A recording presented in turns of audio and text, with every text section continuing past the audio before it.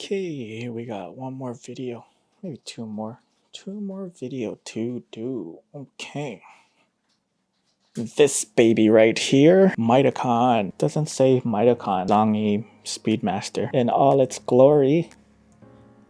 The zhongyi 35mm F0.95. So much tone.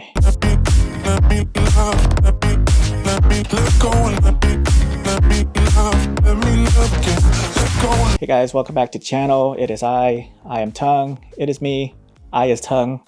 And today we have another lens review, and this time it is with the Mitakon 35mm F0.95 manual lens. I've been shooting with this lens for a couple of months now, and I can finally share my thoughts and opinions about this lens. And as you can tell from my title, it is my favorite 35mm lens for Fujifilm cameras. It beats out the 35mm F1.4. I know, shocking. I didn't think I would like it as much. Oh baby, the image quality is just so good. But enough yammering, let's get started with I must say the build quality for a third-party lens from China.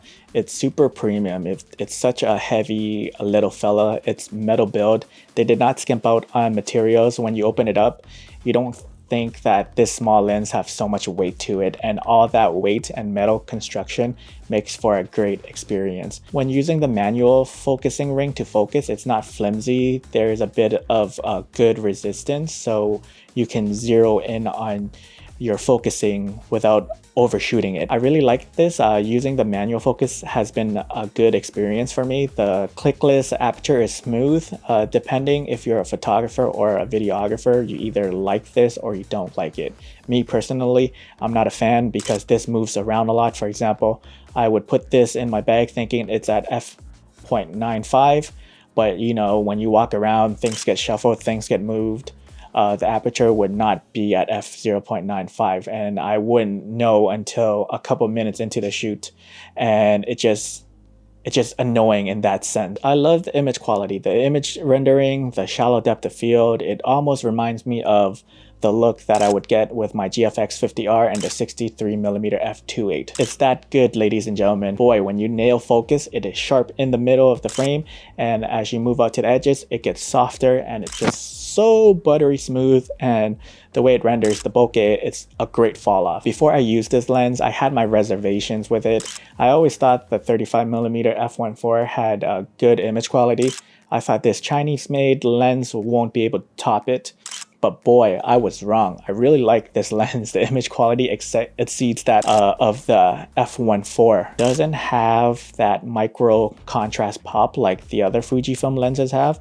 It's less contrasty, but I don't mind that at all. The image quality alone makes the flaws and the negative to this lens a bit more forgiving. So let's move on to the negative. So this lens is a character lens. I think it's a magical lens. I would dare say that this lens has that magic like the other Fujifilm lens out there, but there are some flaws that needs to be pointed out. This lens deals with some bad flaring. If you're going to shoot wide open during the day, you're going to get some bad flaring. I've been lucky enough to shoot with a lot of native Fujifilm lenses, and I love shooting into the sun.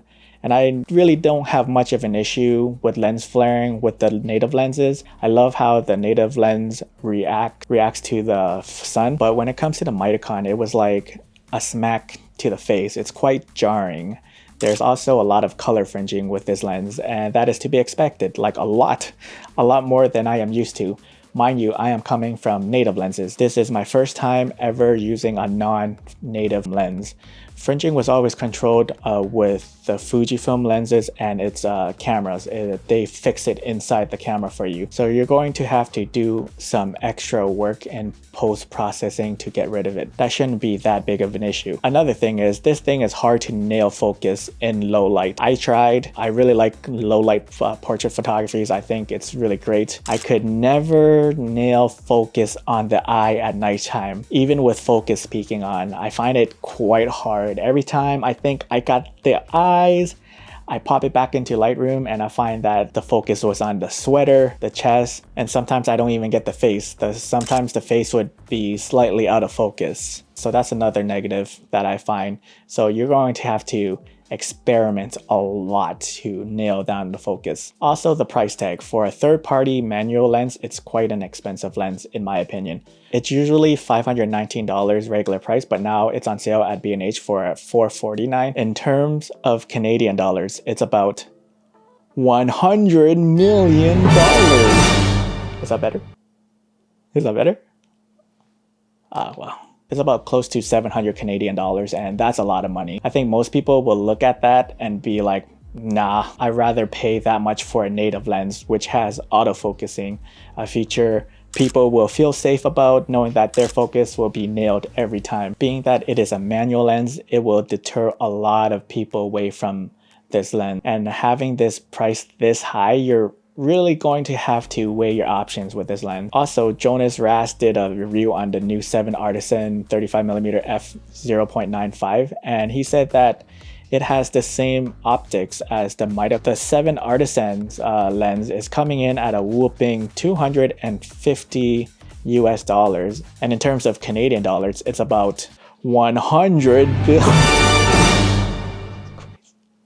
can't do this. Let's just say that this is more affordable than the Mitakon right now. I haven't used the 7 Artisan lens yet, but if anyone in Toronto has that lens and wants to lend it to me for a review, let me know and I'll love you forever.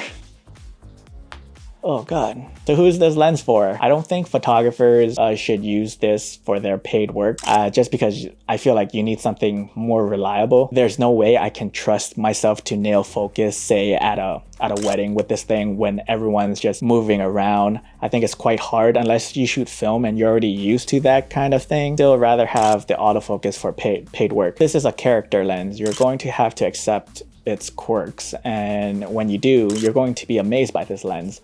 I think if you're going to use this for personal use, it's a great lens. It has amazing, stunning image quality. I'll be honest with you guys, my hit rate for this lens isn't that high.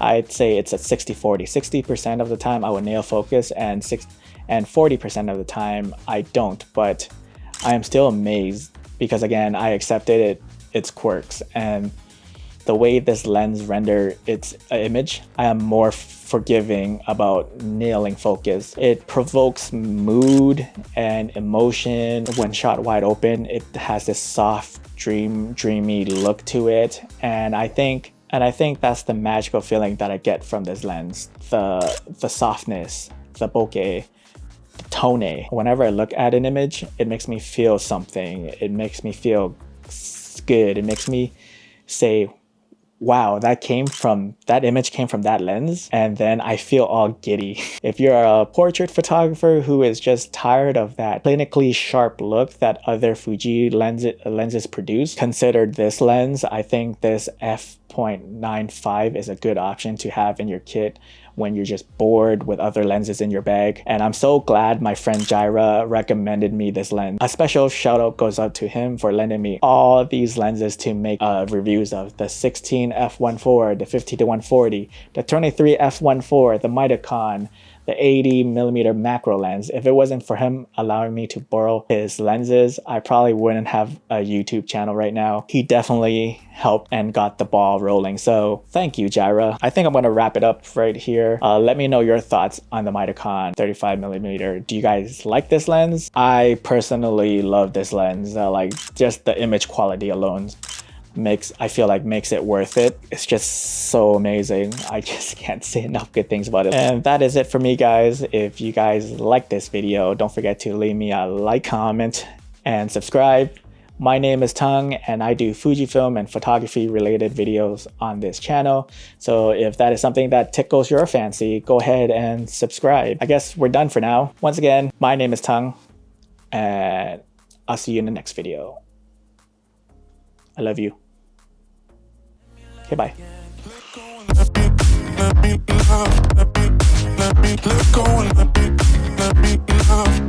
love again. Let go.